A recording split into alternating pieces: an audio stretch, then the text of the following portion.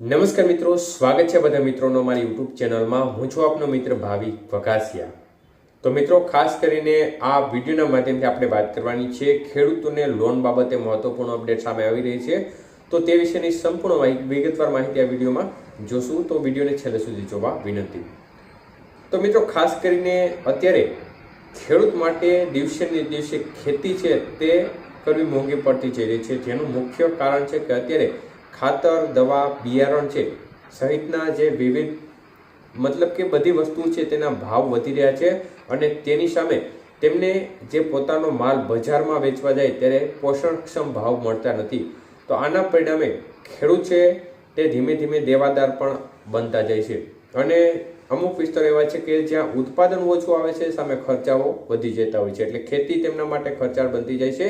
ત્યારે ખેડૂતોને લોન મળી રહે તે પણ જરૂરી છે। ત્યારે આરબીઆઈ દ્વારા ખેડૂત માટે એક સારો નિર્ણય લેવામાં આવ્યો છે અને એ નિર્ણય મુજબ 1 જાન્યુઆરી 2025થી એટલે કે ગઈકાલથી હવે જે ગેરંટી વગરની લોન પહેલાં 1,60,000 રૂપિયા સુધીની મળતી હતી, પરંતુ હવે આ લોનમાં રકમ છે તેમાં ફેરફાર કરવામાં આવ્યો છે અને આરબીઆઈની નવી ગાઈડલાઈન મુજબ હવેથી ખેડૂતોને કોઈ પણ પ્રકારની ગેરંટી વગરની 2 લાખ રૂપિયા સુધીની લોન મળશે।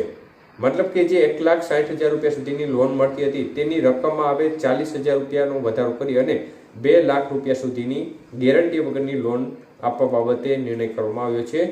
તો એક પ્રકારે ચોક્કસપણે થોડા સારા સમાચાર ખેડૂત મિત્રો માટે ગણી શકાય, કારણ કે 2 લાખ રૂપિયાની ગેરંટી વગરની લોન ખેડૂત મિત્રોને મળવાપાત્ર રહેશે, કારણ કે ખેડૂત ક્યારે પણ પોતાની તકલીફમાં હોય ત્યારે આ રૂપિયાનો સહારો લઈ શકે છે અને ગેરંટી વગરની જે 2 લાખ રૂપિયાની લોન છે તે લઈ શકે છે।